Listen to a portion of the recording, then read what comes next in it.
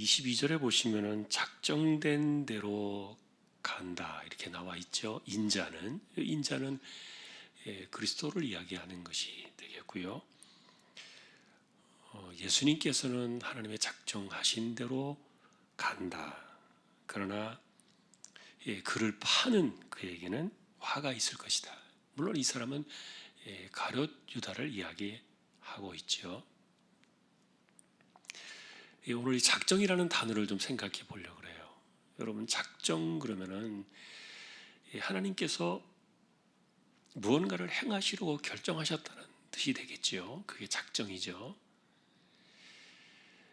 그래서 보통 우리는 이 작정하셨다는 이 말을 우리가 개인들에게 적용할 때 그것은 피해갈 수 없는 소위 말하는 운명적인 어떤 길이다. 이렇게 이제 이 단어를 이해할 수 있어요.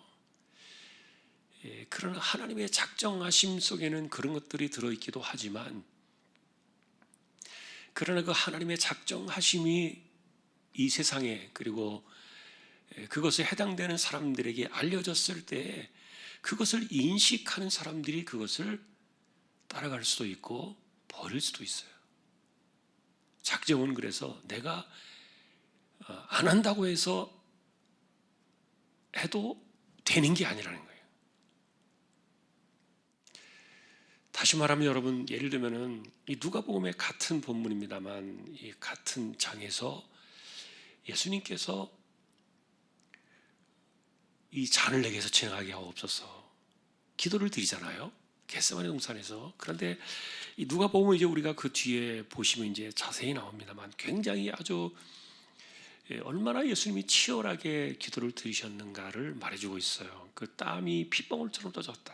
그러니까 얼마나 그 진액을 쏟아내는 겁니까? 그런데 이것은 무슨 기도예요? 소위 말하는 하나님의 작정하심을 가고 싶지 않았던 기도예요. 그런데 하나님의 작정하심은 내가 어쩔 수 없기 때문에, 이건 내가 피할 수 없는 운명이기 때문에 어쩔 수 없이 내가 받아들일 수밖에 없는 그런 개념이 아니라는 거예요. 그래서 여러분, 예수님께서 사실은 겟세마네 동산의 그날의 기도를 드리실 때도 마지막에 기도가 바뀌었잖아요. 나의 원대로 마옵시고 아버지 원대로 되기를 원하나이다. 아버지의 원이 뭐예요? 아버지 원하시는 거, 그게 작정이에요.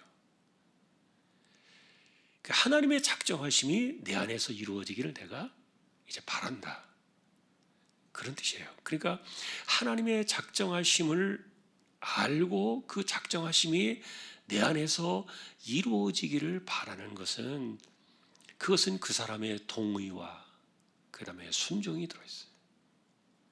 기꺼이 거기에 내가 동참하는 것이에요.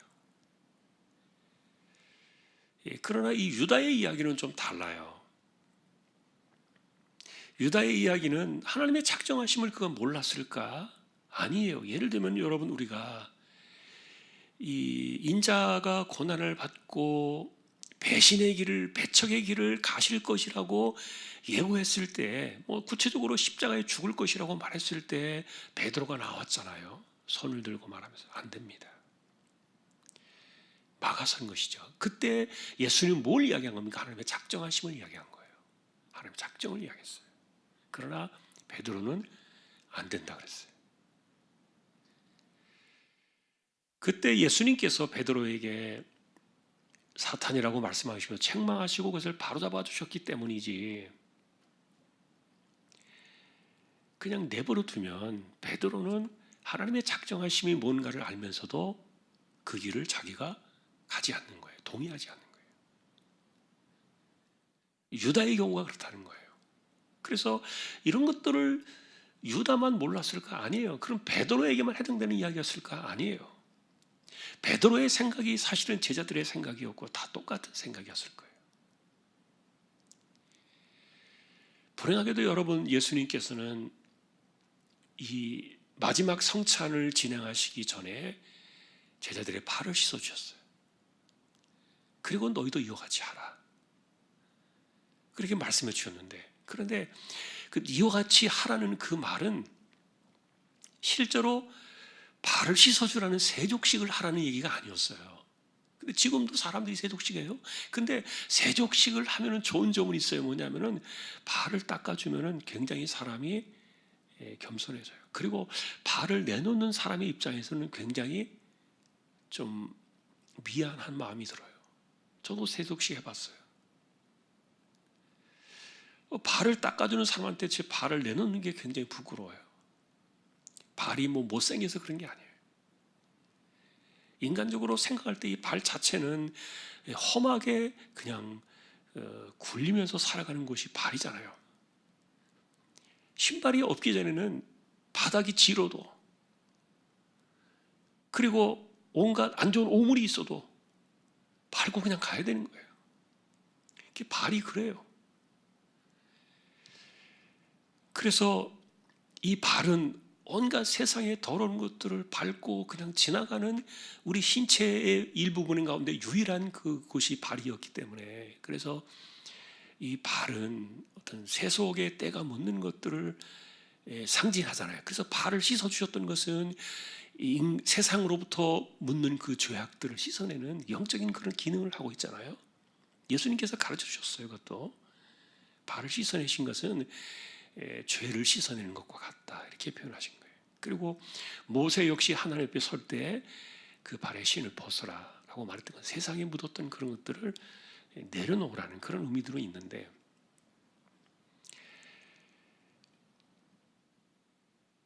자, 그런데 이제 이 발을 씻어주시면서 예수님께 너희도 이와 같이 하라 그러셨잖아요. 그러니까 마지막 그 만찬의 자리에서도 지금 십자가를 앞에 놓고 얼마나 예수님이 힘드셨을 텐데, 그런데도 그것을 보여주신 이유는 뭐예요? 너희도 이와 같이 하라는 그 말은 예수님께서 제자들의 그 발 아래 무릎을 꿇고 발을 씻어주신 것처럼 그 자리에 있으라, 그런 얘기였잖아요.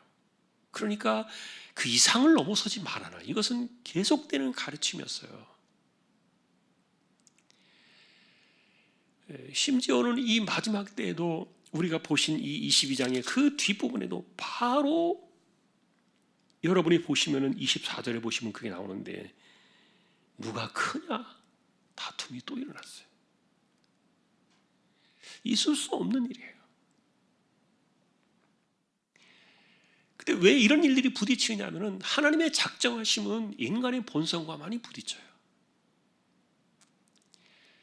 그리고 사람들은 우리 안에 있는 이 본성과 내가 살아온 삶의 습성들과 이런 것들이 몸에 배어있기 때문에, 편하기 때문에 그것을 꺾어내고 다른 길로 가는 게 너무너무 어려워요.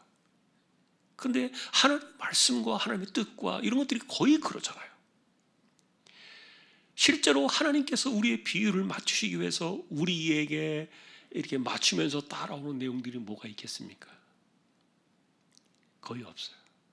근데 여러분들이 우리가 좋아하는, 예를 들어서 복을 받을 것이다, 형통할 것이다, 이런 단어들을 우리가 추적해 나가면서 찾아보면 얼마나 그런 것들이 많아요. 너무너무 좋잖아요. 그런데 불행하게도 그 말씀이 주어질 때는 반드시 앞에 단서가 붙어 있어요.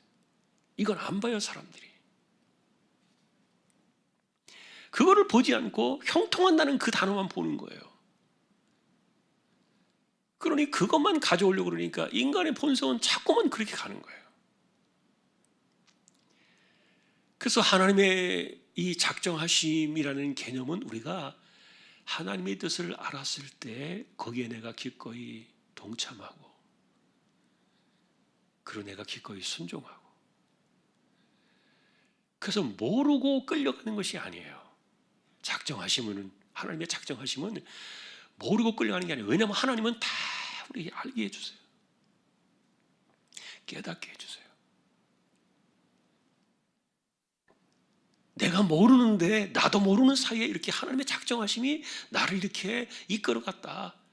물론 그것도 은혜라고 말할 수도 있겠지만, 그러나 하나님 우리에게 다 가르쳐줘요. 일깨워 주시고 알게 하세요. 그리고 그것을 내가 하나님의 작정하심, 그러니까 우리식으로 다른 말로 말하면 하나님의 뜻이에요. 하나님의 말씀이에요. 그래서 그것을 내가 들었기 때문에, 알았기 때문에 기꺼이 내가 거기에 가겠다라고 이렇게 말하는 것이 하나님의 작정하심이 우리 안에서 이루어지는 삶이에요. 복 있는 삶이에요. 하나님의 작정하심이 내 안에서 이루어지는 것 굉장히 큰 복이에요. 그러나 그렇지 않은 길을 걸어갈 때는 하나님께서 하나님의 작정하심을 어떻게 합니까? 허용으로 풀어내시는 거예요. 풀어버리시는 거예요. 허용이라는 이 말은, 그래서 제가 이 말은, 허용이라는 말은 또 다른 작정의 의미나 또 다른 어떤 그 하나님의 방식으로 그에게 새로운 길을 열어주셨다는 뜻이 아니라, 이 허용은 포기예요. 하나님이 작정하심이 허물어졌다는 뜻이에요.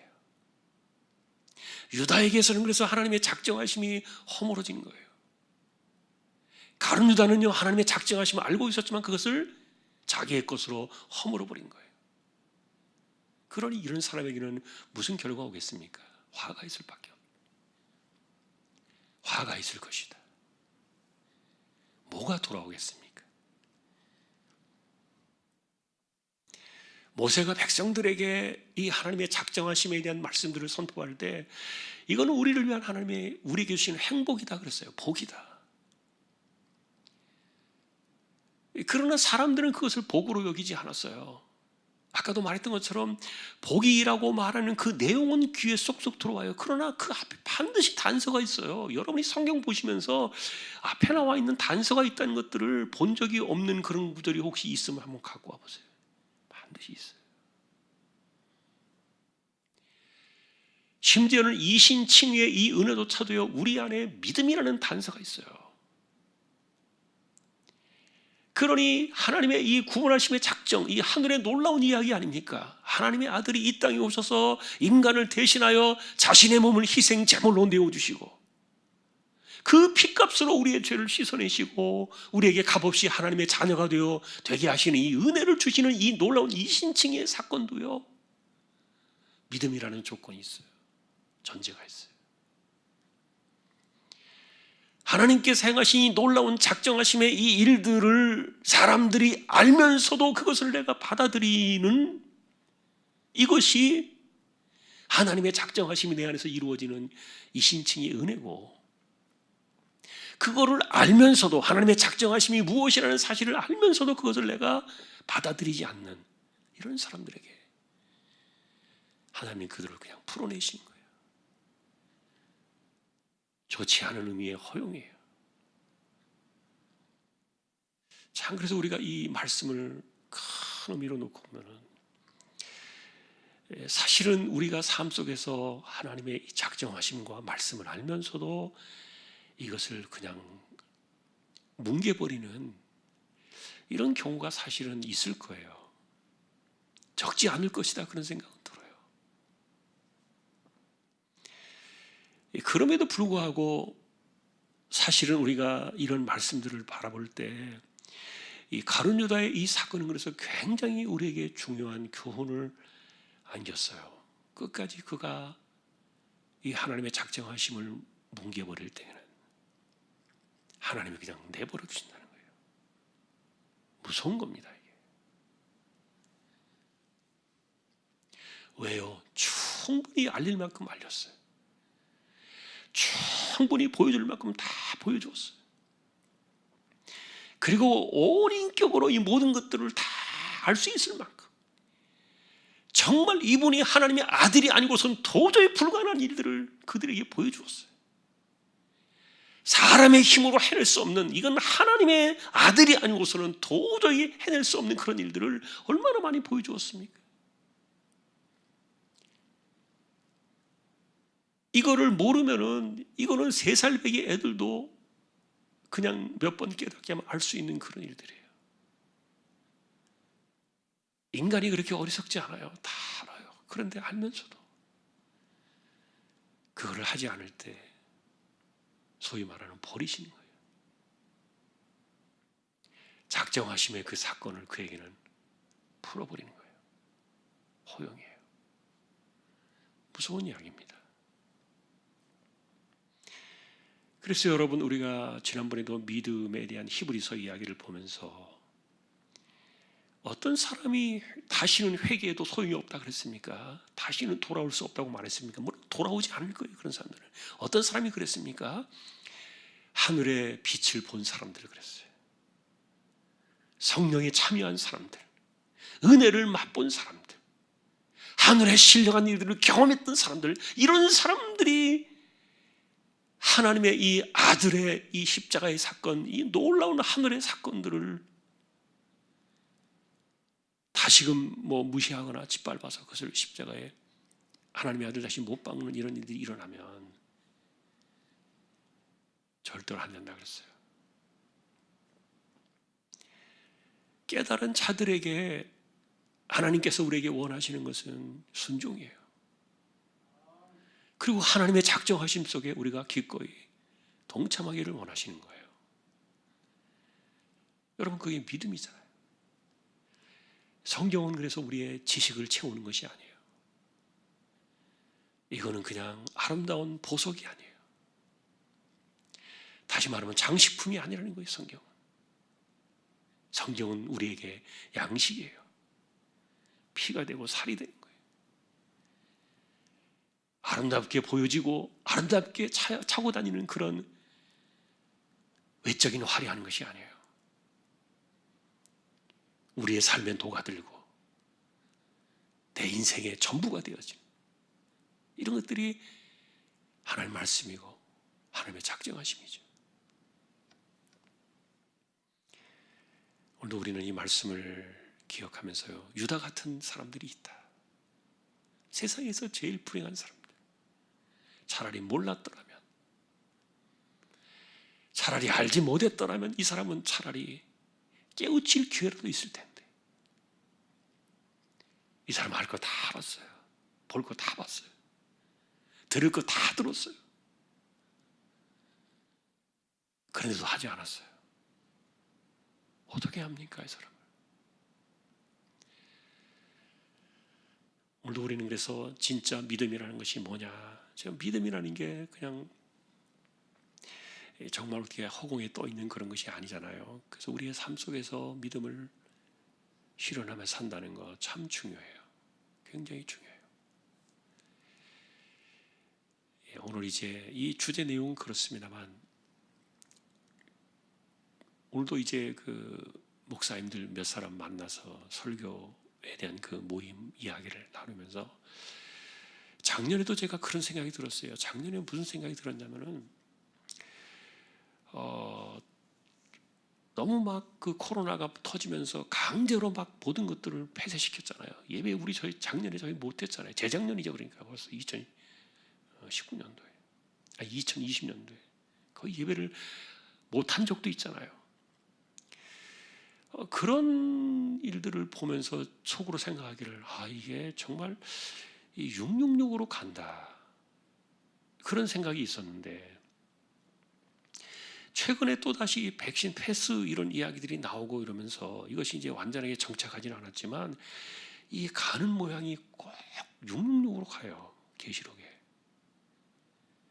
그러나 이것이 666이라는 얘기는 아닙니다. 백신이 666이고 그 다음에 지금 이것이 666이다, 그런 얘기는 아닙니다. 그런데 희한한 것은 어쨌든 이 코로나 때문에 전 세계가 지금 하나로 가고 있어요.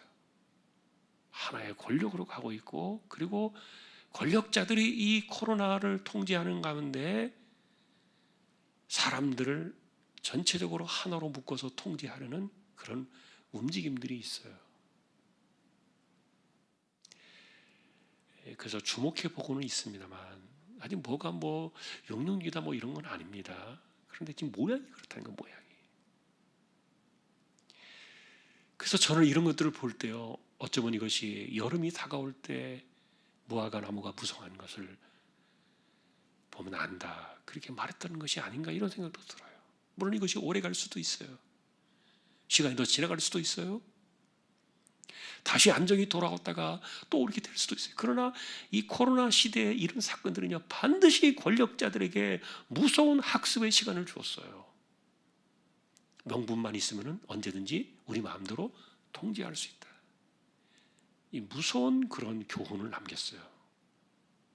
이걸 권력자들이 맛을 보았어요.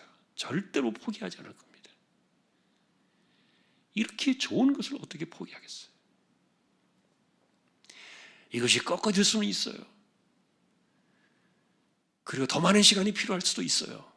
그러나 지금 우리가 이런 것들을 바라보면서 느끼는 것 가운데 하나는 우리가 마지막 때를 산다는 생각을 가져야 되겠다. 그 마음은 더 강해요. 마지막 때를 우리가 살고 있구나. 그래서 한편으로는 일단은 자신의 주변을 정리할 필요는 있다 생각이 들어요. 주변을 정리하라는 말은 뭐냐면은 뭐 사표를 내고 뭐 학교를 그만두고 직장 그만두고 이런 얘기 하라는 게 아니라 그런 뜻이 아닙니다. 그건 이단들이 하는 일이고 내가 언제든지 주님 만날 수 있는 준비를 해야 된다. 어쩌면 마라나타의 이 신앙을 강력하게 요구하는 그런 메시지들이 지금 이 시대가 아닌가. 그런 생각들이 강해요. 그래서 우리가 그것을 준비한다는 것은 뭡니까? 뭐 주변에 뭐 쓰레기를 치우고 뭐 옷을 갈아입고 뭐 이런 개념들이 아니에요. 그것은 우리가 주님 앞에 설 수 있도록 내 자신을 믿음으로 보는 거예요. 언제까지 우리가 믿음이라는 것을 입에만 달고 살면서 하나님의 말씀과 뜻을 알면서도 그것을 행하지 않으면서도 당연히 내가 구원받은 백성인 것처럼 가는 것으로 이렇게 착각하며 살 것인가? 이제는 그럴 수 없다는 거예요. 어느 순간에 언제 주님께서 갑자기 오셔가지고 이 모든 것들을 스톱시킬지 알 수 있겠습니까? 아무도 몰라요.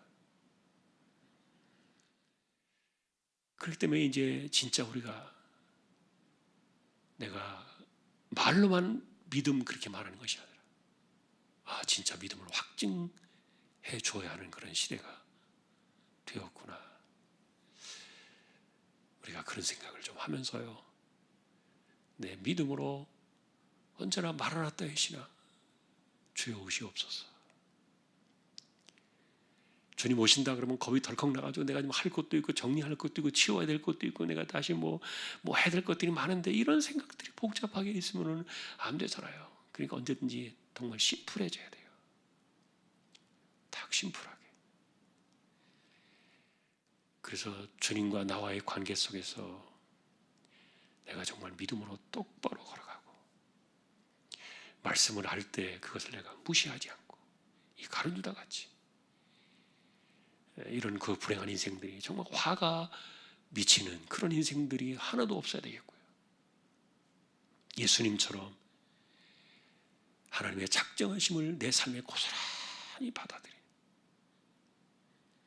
내가 모르는 가운데 이루어진 것이 아니다. 작정은 그래서 다 알려주세요. 그걸 내가 다 알고 있기 때문에 그 하나님의 뜻에 내 모든 것을 다 맞추는 거예요.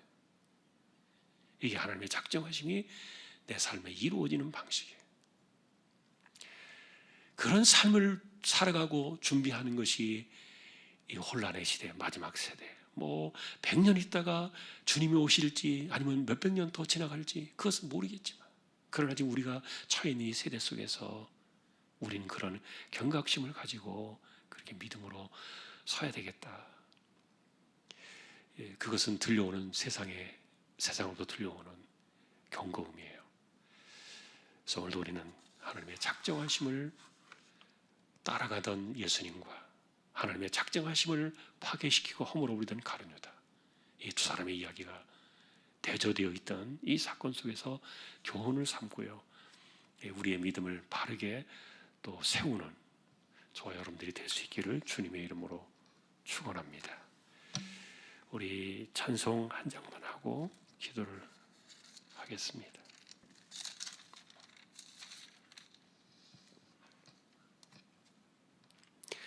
425장입니다.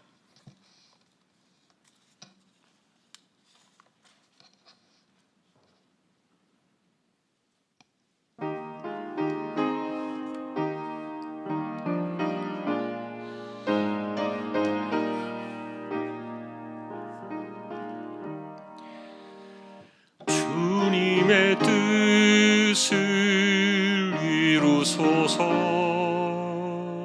고요한 중에 기다리니 진흙과 같은 날 빚으사 님의 형상 만드소서. 주님의 뜻을 이루소서. 주님 발 앞에 엎드리니 나의 맘속을 살피시사 눈보다 희게 하옵소서. 주님의 뜻을 이루소서. 병들어 몸이 피곤할 때 권능의 손을 내게 펴사 강건케 하여 주옵소서. 주님의 뜻을 이루소서. 온전히 나를 주장하사 주님과 함께 동행함을 만민이 알게 하옵소서. 아멘.